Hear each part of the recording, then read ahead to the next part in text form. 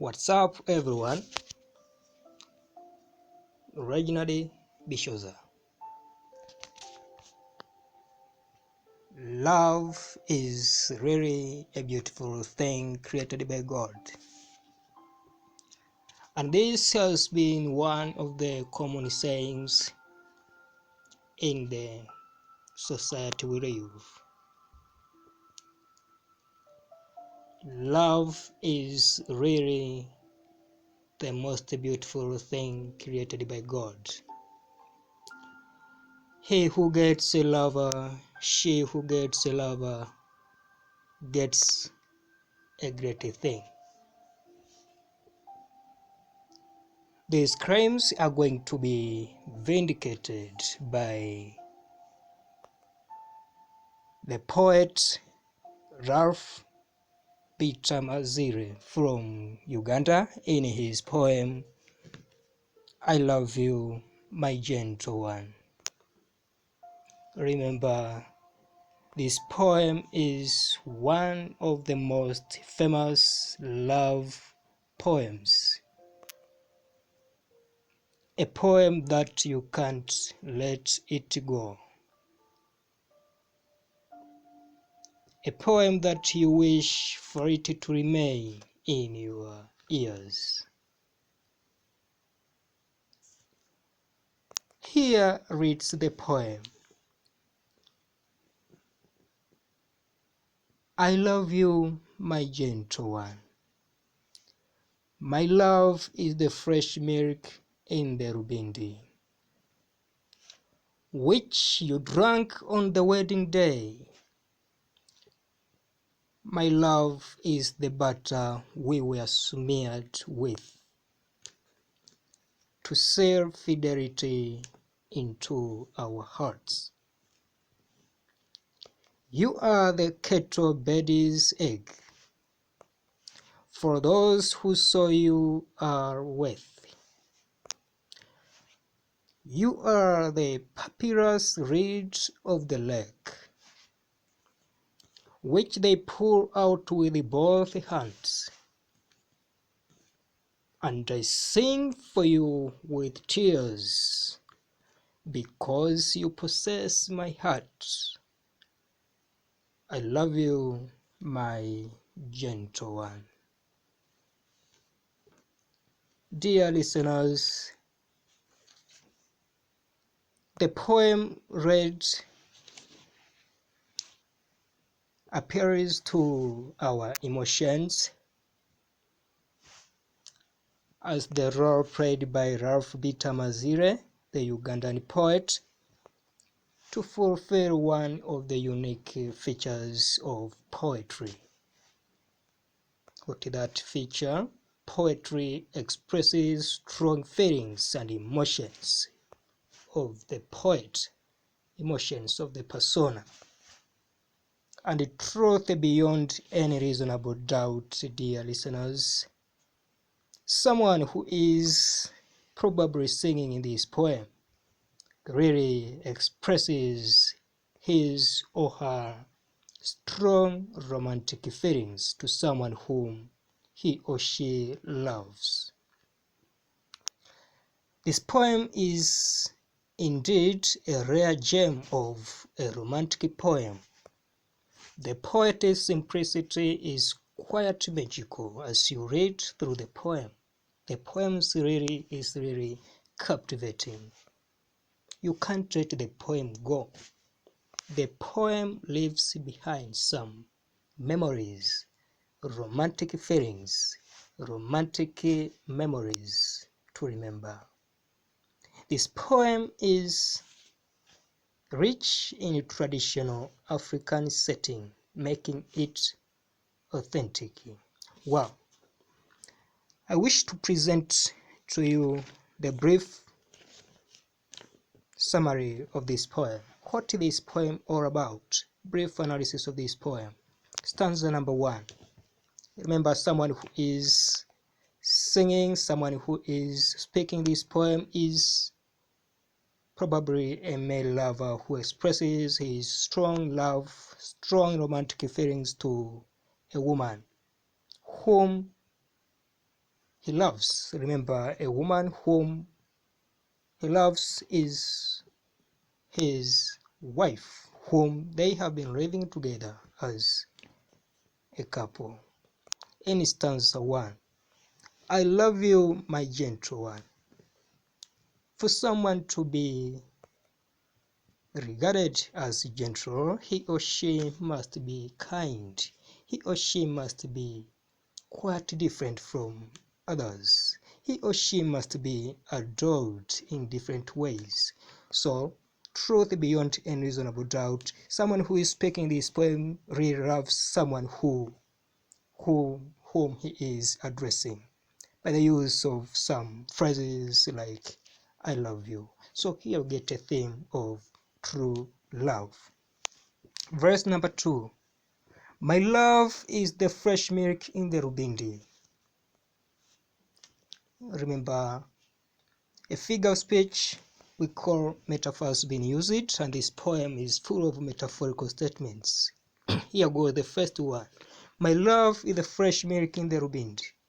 And we also get a figure of speech we call barbarism, because the word rubindi seems to be a traditional vocabulary. Rubind to mean a traditional vessel used in pastoral societies to store fresh milk or water. So the persona compares his lover to fresh milk stored in the rubindi in a traditional vessel,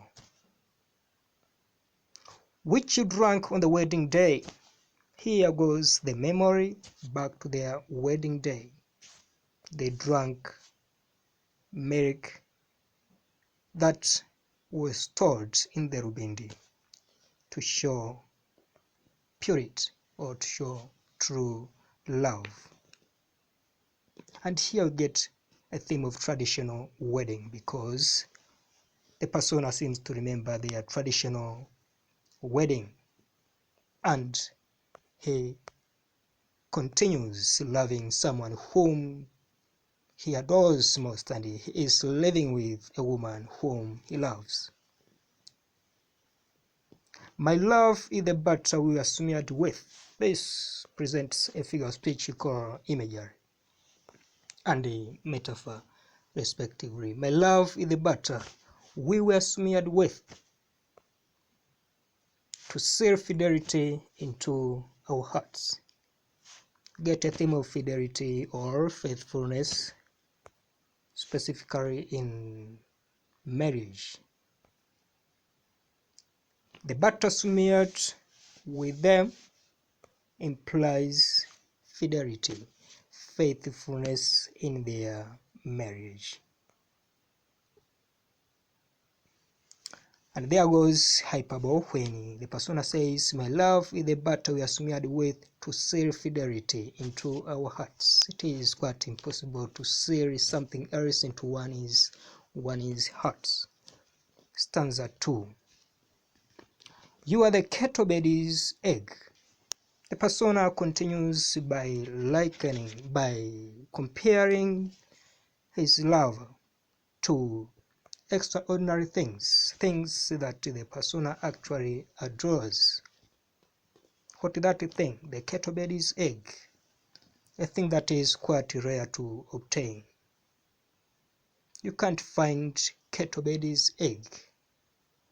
You can't find such kind of egg in Nairobi city. You cannot find such kind of egg in Dar es Salaam city, neither in Kigali nor in Bujumbura and the like. Rather, kettlebait's eggs are found in traditional environment. To mean what? The persona's love is very refined, very refined. She is an incomparable thing, an incomparable creature. For those who saw you are worth, here goes overstatement. For those who saw the persona's love is actually worth. You are the papyrus reed of the lake. He goes on by likening his lover to papyrus reed of the lake. some kinds of plants that grow alongside the lake or some other water sources. Remember, such kind of plant seem to be actually hard to be pulled out, so they demand extra efforts to be pulled out. What does it imply? It implies that the love they have actually can't be uprooted by anyone. Actually, someone whom he loves is of great personality, who is very faithful in a relationship, which they pull out with both hands. Here goes imagery. Papyrus reed of the lake must be pulled out with both hands. And I sing for you with tears. Here goes hyperbole and imagery. The persona sings for his lover with tears. Because you possess my heart. Here goes another exaggeration or overstatement.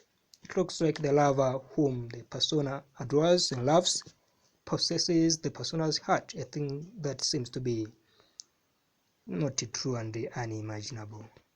I love you, my gentle one. Here marks the end of this poem. Wow. The poem has made use of figures of speech. Animations include symbolism. Words like papyrus reed of the lake, fresh milk in the rubind have been used to symbolize true love. But also, as far as this poem is concerned, some possible themes to be added upon include wedding vows. Wedding vows, as the persona recalls the day when they were bound together traditionally. Another possible theme is family stability, as the couple presented this poem love each other, so it must result into family stability. Thank you very much. But before I close up, I wish to present some possible message that readers can obtain. Message number 1. True love is the source of family stability. Whenever there is true love in any family, then such a particular family must be stable. Traditionalism should be kept for social welfare. How? Globalization could be actually welcomed, but people should not forget their traditional lifestyle. This poem is relevant to what is happening in the society we live, because we have people who love each other truly. We have people who have actually bound together with true love, and this has resulted into family stability. But also, although the majority of marriages face some family conflicts and whatever, but some of families have been in a peaceful way simply by being guided by true love. Here marks the end of this poem presentation. Thank you for maximum attention. Best wishes.